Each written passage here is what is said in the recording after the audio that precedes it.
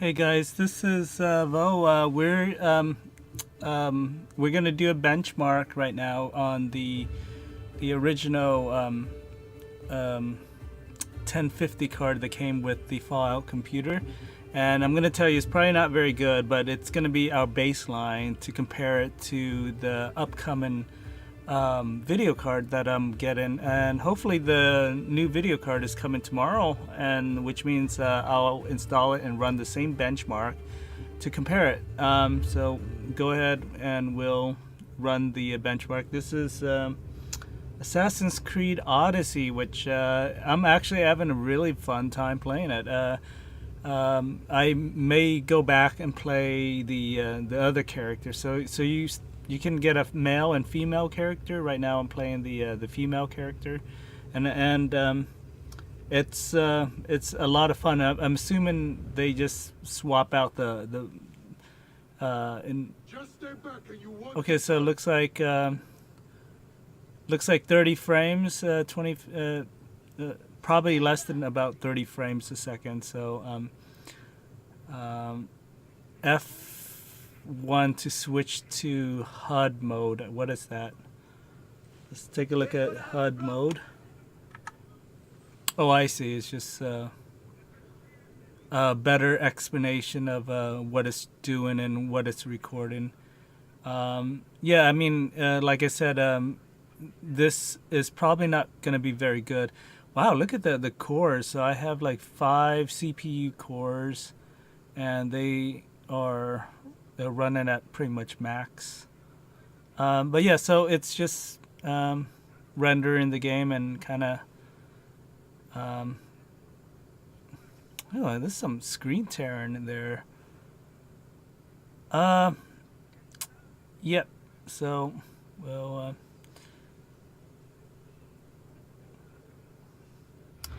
all right, let's see the results. 22 frames a second, and that's running at the native resolution of 2560 by 1080. I am running on an ultra wide monitor, so and yeah, everything is anti-aliases is set to low, and the graphics is actually what I set to custom, but what I'm gonna do is I'm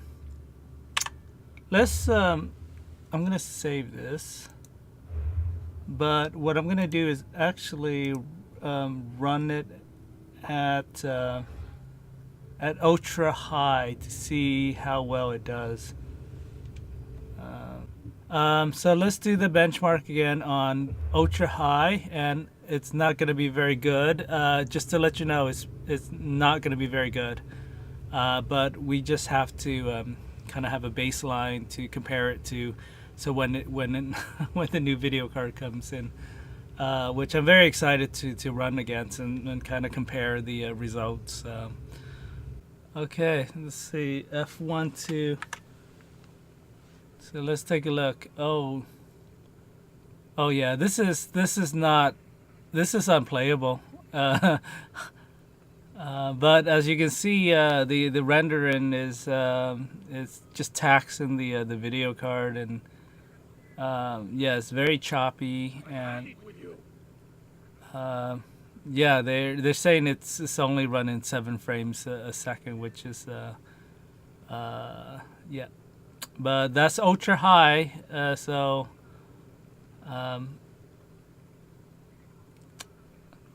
yeah, this is not this is unbearable to watch. I am gonna end it now, actually. So, but you get the point. It's the video card just can't handle ultra high at all, and it's to expected. I think the video card you can get on the market for like $50 or something, right? Or probably that much. So it's not a very high cost, but it came with the system. Hi guys. So it's here, the Nvidia Geforce GTX 1660 Ti, and there's 2 reasons why I end up going with this card. One is cheap. It's $300. You can probably get it a little less. The TI means it's a little overclocking, so that's kind of cool. And then the second thing I needed it to do is it lights up. So MSI, yeah, they have their own light system, RGB system, and so yeah, the system has 6 gigabyte of video RAM, which is much needed from my existing 1050 card with 2 gigabyte of video RAM. Anyway, there's some information on the back. System requirement 450 watt, which is fine because the Fallout computer has 600 watt, so this is gonna fit just fine. 2 fans, so it's a little bigger than the existing card. Yeah, nothing else to write home about. We'll just open it up. And excuse me if I cough or anything. I think I'm coming down with something. So let's pull this out. Probably doing it upside down. We'll do it this way. All right. So some paperwork, manuals and stuff probably. Thank you. And this is the card. Before we get to the card, let's see if there's anything hidden underneath the box. Something, there's cables that they nope, nothing underneath the box, just the card inside the styrofoam, basically, which is great. You don't want to damage this thing. This is a static bag. This thing is actually pretty big.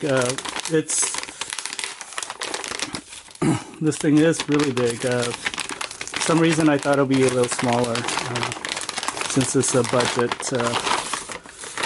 card. Alright, so remove before gaming. And I think you just remove down here. I am... There we go. So yeah, dual fans. And then there's RGB light in here. And we'll see that. And then the logo, I think, lights up. Power. This needs power, external power. The nice thing about the 1050 card is it doesn't require additional power to run this. You do have to probably remove this plate down here. Yes, you do. There we go. So you can expose it. Alright, this part is plastic. This is metal on the back. This here. Serial number and everything. It's the ports. Let's see the ports. Also all covered. I'm probably going to be using HDMI, which is this one. No, that's DVI. This one. Okay, HDMI. You got 2 other ones. Let's see what they do. I'm going to take it out because I'm going to use the port. Oh, more DVI. Or not DVI, but DVI. Oh no, is it? What is this called? Wow, so you got 3 of them and 1 HDMI. I wonder if I should start using these version, but we'll see. Well, the reason why I do HDMI sometimes is you want to pass through the audio through the with the video. I don't know if these do video or audio as well, so. But it's fine. We got 3. We got options, so we got options. Alright, I am going to install this and we'll see how it works, how I benchmark against my existing card, which I know it will destroy. So, guys, that was much harder than it was necessary. So yeah, we're going to power up. The thing is, you don't want to try to install the video card. I thought maybe I can do it vertically, but it just proved too impossible. The video card is actually larger. I'm going to turn this on first. The video card was actually much larger than, it's booting up right now. The video card is much larger than my previous one, and I actually ended up moving the bobblehead out, and he's standing right there right now next to the MSI logo. And as you can see, there's a LED lighting on the actual under the fan, which I don't know if you can see it, the fan spinning at all. The fan is actually not spinning. It's probably because there's no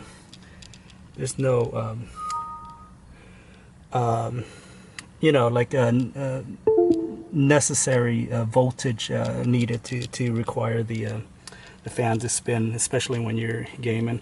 Now the power strip that I use actually is leaning against the glass, which means that when I open up the glass, it's gonna try to push out. So I don't know what else I can do. It's just that the cable is basically out there. I wish they moved that power to the bottom on the right here, so then it doesn't lean, the cable doesn't lean against the glass. All right, it looks like I found the correct driver. I'm gonna have to update the driver and everything, but once we do that, I'm gonna do the benchmark on the video card.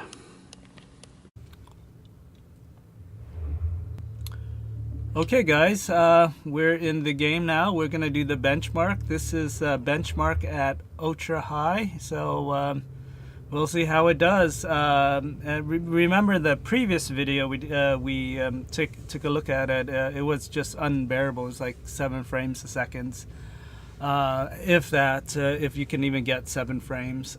So we'll see. I think anything 30 frames or 40 frames is acceptable in my opinion. I don't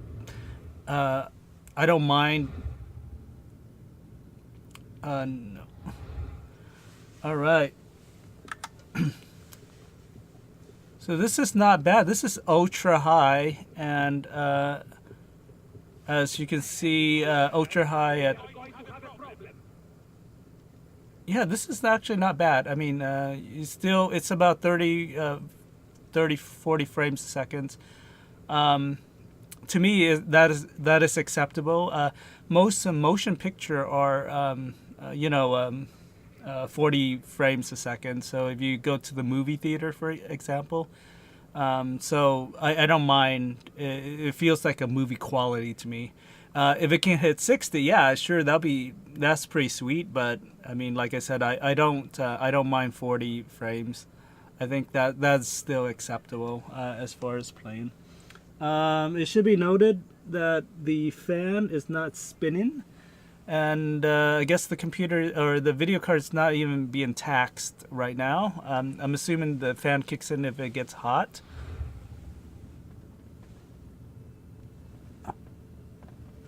Actually, maybe the fan is spinning. I can't tell.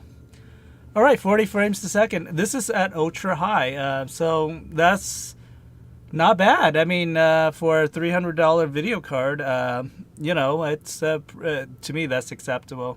Now, remember, there are much better video cards out there, but they're also much more expensive.